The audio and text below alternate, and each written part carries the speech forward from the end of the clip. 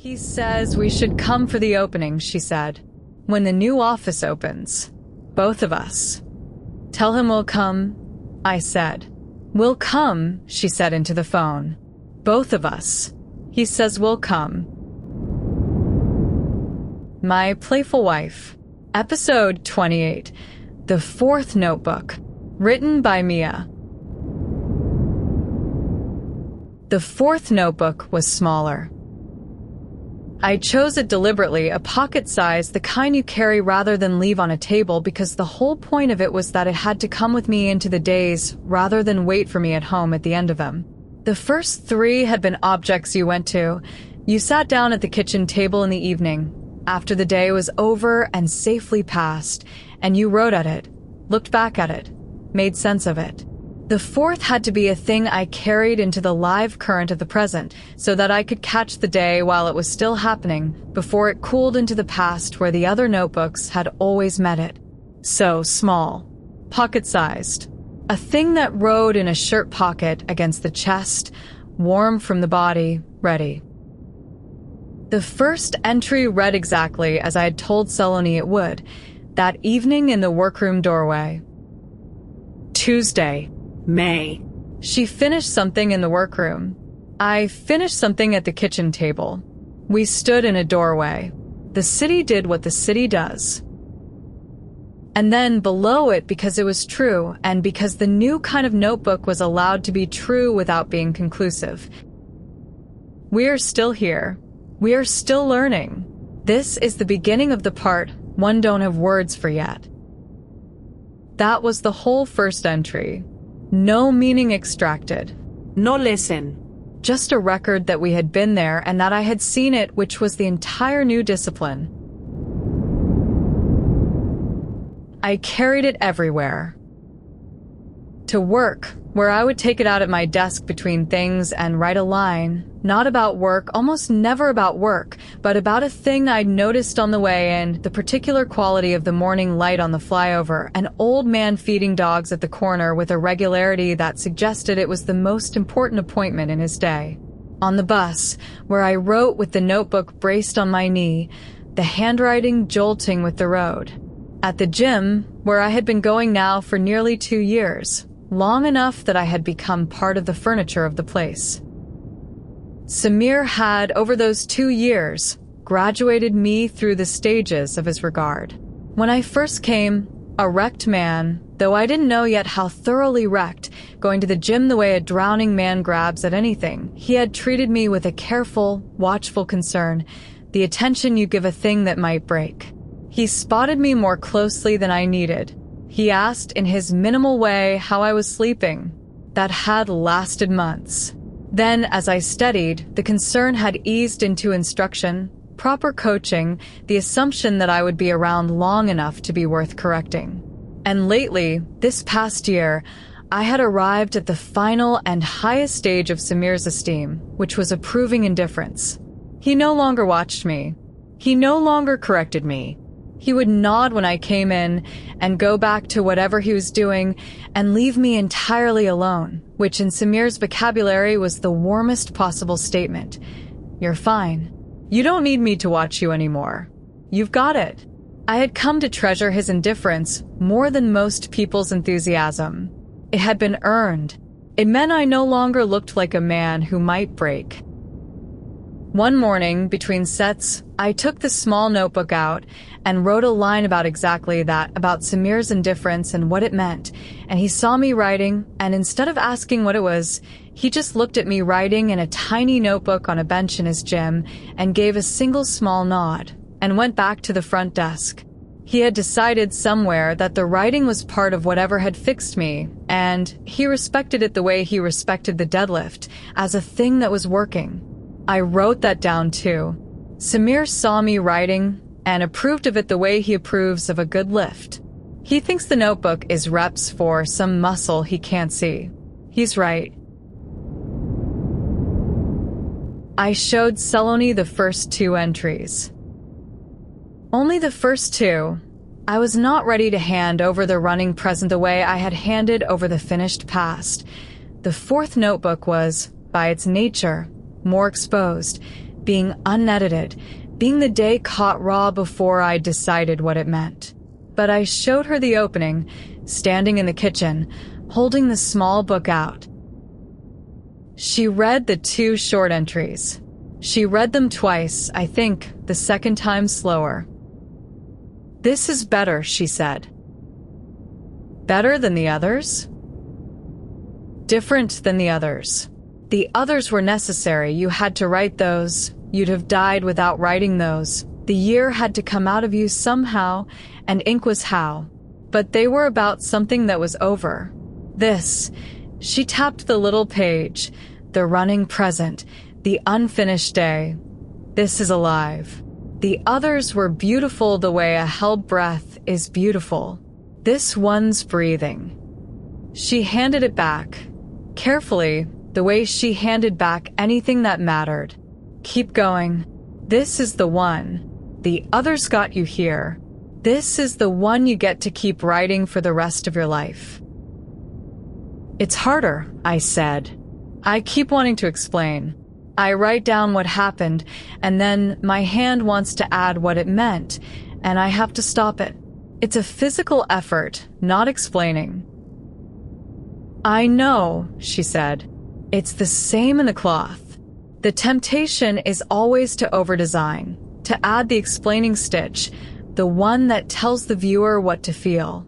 The discipline is leaving it out, trusting the thing to mean itself without you standing next to it pointing." She smiled. "We have the same disease, you and I, the compulsion to point at our own meaning. And the same cure, don't. Make the thing and step back and shut up and let it breathe."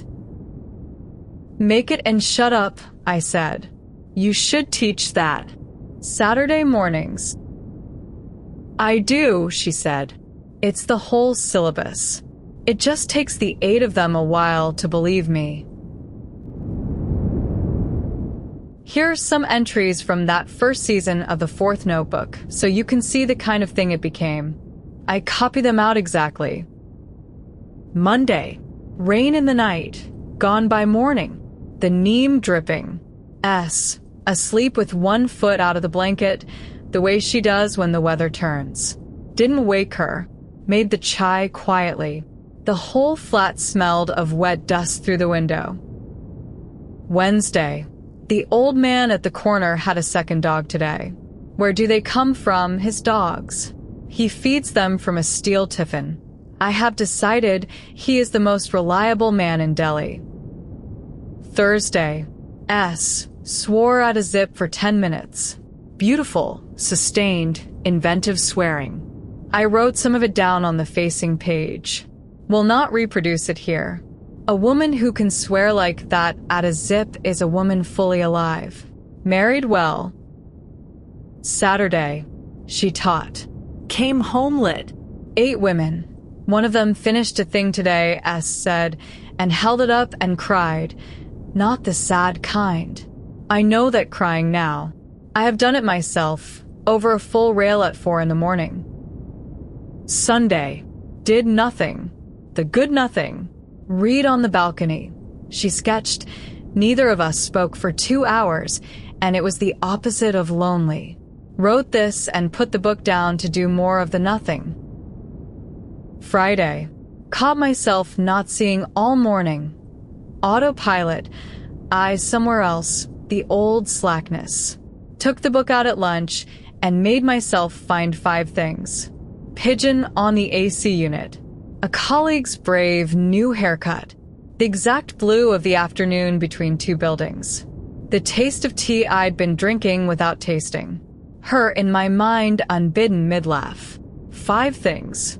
The muscle came back by evening. You see what they are. They are nothing. They are the grain of the ordinary. The days that do not announce themselves, the texture of a life no longer in crisis. A life that has discovered the absence of crisis is not boredom, but the actual prize. The thing the crisis had been clearing the ground for all along. I had spent the first 35 years of my life waiting for my life to start, for the next achievement, the next arrival, the thing after which I would finally be living. The year had cured me of waiting.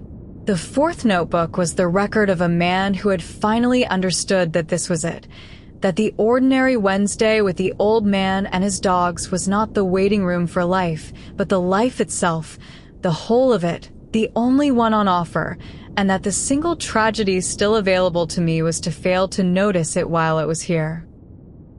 I failed often. That belongs in the record too.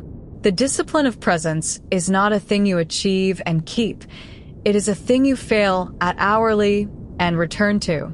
There were whole days the small notebook stayed in my pocket, and I moved through the hours half asleep on the old autopilot, the attention gone slack, not seeing. And then something would catch, the light, a thing she said, the particular way the evening came down, and I would surface and remember and take the book out and try again. The trying again is the practice, not the success. Nobody is present all the time. The saints lie about that. You just keep coming back to it. The way you come back to the breath, the way you come back every ordinary morning to the choosing of your own life. There was a morning at the gym that belongs here, though it has nothing and everything to do with the notebook.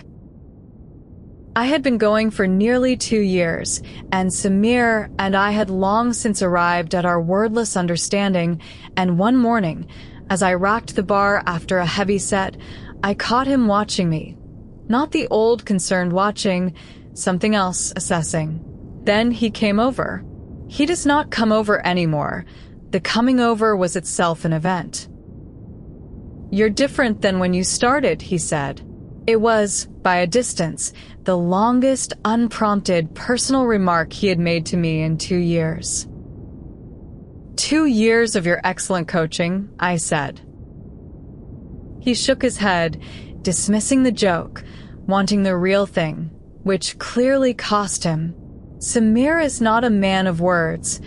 Watching him reach for one was like watching a strong man lift something awkward, all the effort in the grip. "Not the body," he said. "The body's whatever. When you came in here that first year, you were somewhere else. You'd lift, and your eyes were somewhere else. Somewhere bad. I used to watch you to make sure you came back from it.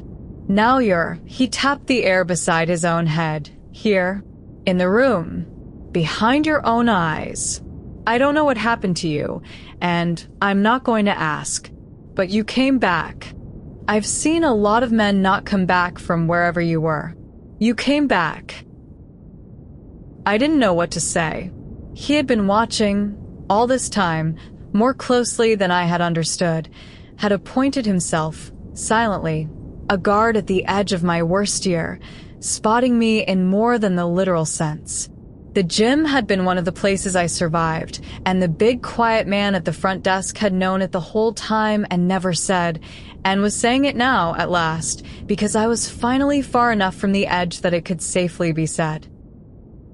"Thank you, Samir," I said. He was already embarrassed, already retreating into the indifference that was his native country. "Don't drop the weights," he said, and went back to the desk. But he had said it. I wrote it in the car, the whole exchange, my hand not quite steady. Samir said he used to watch to make sure I came back. He's been guarding me for 2 years without a word. The people who save you don't always announce it.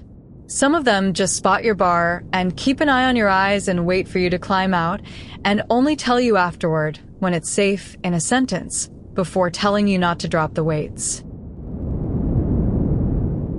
She asked a few weeks in to read more of it. Not all of it. She had the same instinct about the running present that I did, that it was more exposed than the finished past, but a week of it, a sample, to see what the days looked like through the small book. I gave it to her and watched her read this time, because the fourth notebook held nothing to be afraid of her seeing. It was just the days, just the grain. I watched her find the Thursday entry, the zip one, and watched her face go from reading blank to indignant to helplessly delighted in about 4 seconds. "You wrote down my swearing." "I wrote down that you swore. I didn't reproduce it. I noted for the record that it was beautiful, sustained, and inventive. It says married well. I stand by it. She read the rest, shaking her head, occasionally reading a line aloud in disbelief. The most reliable man in Delhi. She read about the dog man and looked at me as if I'd lost my mind, and then looked again as if she'd understood something. She went quiet at the Sunday entry, the 2 hours of silence one. She read that one twice. "This is what you see," she said. Not quite a question. All day. The dogs and the light and my swearing and the silence not being lonely. This is what's in your head now. This is what I trained myself to see, I said. It was always there. I spent 35 years not looking at it. Now I look, and it turns out the days are full of this. They were always full of this. The notebook is just me finally noticing what was in front of me the whole time. She handed the little book back, her eyes doing the bright thing. "Don't lose it," she said. "If you lose this one, I'll be more upset than about almost anything. The others were about the bad year. This one's about us. Now, keep it where it's safe." I keep it where it's safe. Shirt pocket by day, the drawer by night, with its 3 larger brothers. The archive grows. The practice continues. The days go by, full of what they were always full of, and now, at last, witnessed. Piyush called that weekend. He had news, and I knew it from the first syllable, the old reliable frequency of voice takes on when it's carrying something, though the something, these days, was always good. A project. A big one. The firm was expanding, opening something, and his role was expanding with it. More responsibility, a team of his own, the specific excitement of a man whose ambition is finding its footing and discovering the ground will hold his weight. I listened. I asked real questions. I had become, over the years of letters and Sunday calls, genuinely fluent in the shape of his work, able to ask the question that showed I'd actually been following, which is the only gift worth giving a person talking about the thing they love. And under the listening, I felt the plain, uncomplicated pleasure of a brother's success.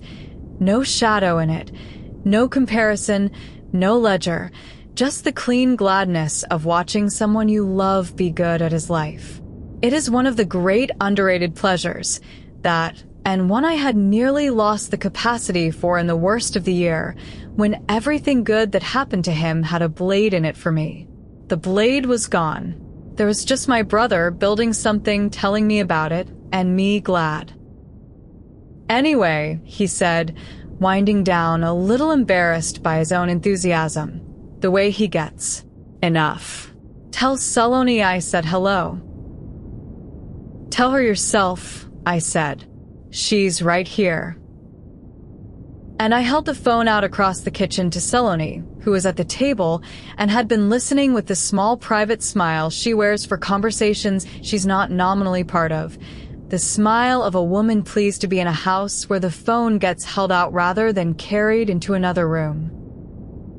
She took it. "Hello yourself," she said into it, and her voice did the warm thing it does for him. And I got up and went to the stove and put the kettle on, leaving the 2 of them to it, the way I do now, without it costing me anything, without even the memory of what it used to cost. I made the chai. I listened to the half of the conversation I could hear, Saloni laughing at something, asking after Mira, the easy, ordinary music of a family that had, against every reasonable prediction, simply become a family. And I thought, this is the 4th notebook too. Not just the morning light and the old man with the dogs and Samir's indifference. This. The phone held across a kitchen. A wife saying hello yourself. A kettle. A brother building something far away and calling to say so. The ongoing, unremarkable, entirely miraculous life of a marriage that had been broken all the way open and put back together more honestly than it had ever been assembled the first time. And that went on proving, in these small, uncountable ways, on an ordinary weekend afternoon, that it held. I poured the chai. I set a cup at Saloni's right hand while she talked, the right temperature, without her having to ask or look. She covered the phone for a second. He says we should come for the opening, she said. When the new office opens. Both of us. Tell him we'll come, I said. We'll come, she said into the phone. Both of us. He says we'll come. I wrote it in the small notebook later, that night P. Called. Big news. Firm expanding. He's expanding with it. I listened and was just glad. No blade in it. The blade's gone. Held the phone across the kitchen and said, hello yourself. Made chai. We're going to Bengaluru for the opening. This is the fourth notebook. The phone held out, the hello yourself, the chai at the right hand. Nothing happened. Everything is happening. I was here for it. I saw it. That's the entry. To be continued in episode 29, What We Keep. Simbolo di copyright mia. All rights reserved. That was episode 28 of My Playful Wife. If this story is staying with you, the next episode is already waiting. Subscribe so you don't miss it. The complete book is on Amazon, and early episodes plus bonus chapters are on my Patreon. Links are in the description. Mia. Thank you for listening.